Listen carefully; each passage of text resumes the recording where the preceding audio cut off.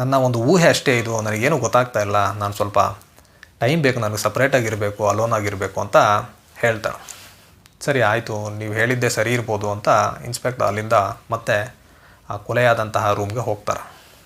ಅಲ್ಲಿ CID ಶಿವಾನಂದಮ್ ಅಂತ ಅವರು ಇನ್ವೆಸ್ಟಿಗೇಷನ್ನಲ್ಲಿ ನಾಯ್ಡು ಜೊತೆ ಸೇರಿಕೊಳ್ತಾರೆ. ಇವರಿಬ್ಬರು ಡಿಸ್ಕಸ್ ಮಾಡ್ತಾರೆ. ಆಗ ನಾಯ್ಡು ಉಷಾ ಹೇಳಿದ ಪಾಯಿಂಟ್ನ CID ಹತ್ರ ಹೇಳ್ತಾರೆ, ಈ ರೀತಿ ಆಗಿರ್ಬೋದು ಅಂತ.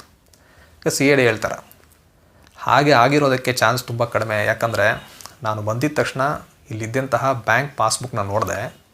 ಅದರಲ್ಲಿ ನಿನ್ನೆ ರಾಜನ್ ಬ್ಯಾಂಕ್ನಿಂದ ಡ್ರಾ ಮಾಡ್ಕೊಂಬಂದಿರೋ ಅಮೌಂಟ್ ಏನಿದೆ ಅದು ಪೆಟ್ಟಿಗೆಯಲ್ಲಿ ಹಾಗೇ ಇದೆ, ಅದನ್ನು ಯಾರೂ ಮುಟ್ಟಿಲ್ಲ. ಆದ್ದರಿಂದ ಉಷಾ ಹೇಳಿದ ರೀತಿ ಕಳ್ಳರು ಬಂದು ಇವ್ರನ್ನ ಸಾಯಿಸಿಲ್ಲ ಅಂತ ಹೇಳ್ತಾರೆ. ಸರಿ ಅಂತ CID ಅಲ್ಲಿರುವಂತಹ ಕೆಲವು ಪ್ರಾಪರ್ಟೀಸ್ನೆಲ್ಲ ತೊಗೊಳ್ತಾರೆ. ಇದನ್ನೆಲ್ಲ ತೊಗೊಂಡು ಅವರು ಆ ಸ್ಥಳದಿಂದ ಹೋಗಿ ಇನ್ವೆಸ್ಟಿಗೇಷನ್ ಸ್ಟಾರ್ಟ್ ಮಾಡೋಣ ಅಂತ ಡಿಸ್ಕಸ್ ಮಾಡಿ ಮೊದಲು ಚಿನ್ನಯ್ಯ ಪಿಳ್ಳೆ ಹತ್ರ ಮಾತಾಡೋಣ ಅಂತ ಹೋಗ್ತಾರೆ. ಚಿನ್ನಯ್ಯ ಪಿಳ್ಳೆ ಹತ್ರ ಕೇಳ್ತಾರೆ, ನಿಮ್ಗೆ ಯಾರ ಮೇಲಾದರೂ ಅನುಮಾನ ಇದೆಯಾ ಅಂತ. ಆಗ ಚಿನ್ನಯ್ಯ ಪಿಳ್ಳೆ ಹೇಳ್ತಾನೆ, ನನ್ನ ಅನುಮಾನ ಇರೋದು ರಾಜನ್ನ ತಮ್ಮನಾದಂತಹ ಪಟ್ಟಾಭಿಯ ಮೇಲೆ. ಅವ್ರು ಯಾಕೆ ಅಂತ ಕೇಳ್ತಾರೆ. ಆಗ ಅವನು ಹೇಳ್ತಾನೆ, ಒಂದಿನ ಏನಾಯಿತು ಅಂದರೆ ಪಟ್ಟಾಭಿ ಮತ್ತು ರಾಜನ್ ಅವರ ಕಾರ್ ಶೆಡ್ನಲ್ಲಿ ಮಾತಾಡ್ತಾ ಇರೋದನ್ನ ನಾನು ಕೇಳಿಸ್ಕೊಂಡೆ.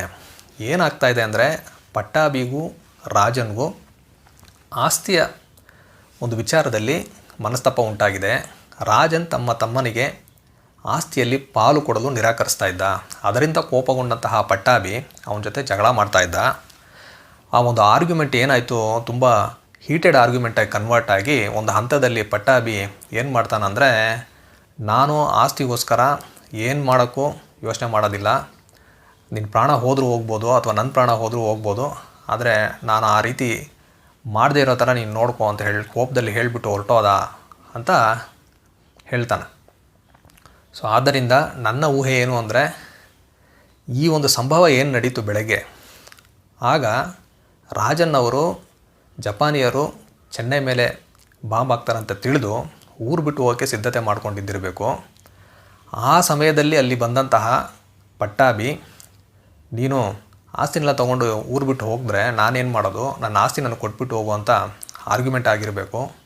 ಆ ಸಂದರ್ಭದಲ್ಲಿ ಪಟ್ಟಾಭಿ ರಾಜನ್ನ ಶೂಟ್ ಮಾಡಿರಬೇಕು, ಇದು ನನ್ನ ಊಹೆ ಅಂತ ಹೇಳ್ತಾರೆ. ಸರಿ ಅಂತ CID ಮತ್ತು ಇನ್ಸ್ಪೆಕ್ಟರ್ ಅಲ್ಲಿಂದ ಹೊರಟು ಪಟ್ಟಾಭಿ ಹತ್ರ ಹೋಗಿ ಇನ್ವೆಸ್ಟಿಗೇಷನ್ ಮಾಡ್ತಾರೆ. ಪಟ್ಟಾಭಿ ಏನು ಹೇಳ್ತಾನಂದರೆ, ನನಗೆ ನನ್ನ ಮಡದಿಯಾದ ಹೇಮ ಮೇಲೆ ಅನುಮಾನ ಇದೆ ಅಂತ. ಊರಿಗೆ ಆಶ್ಚರ್ಯ.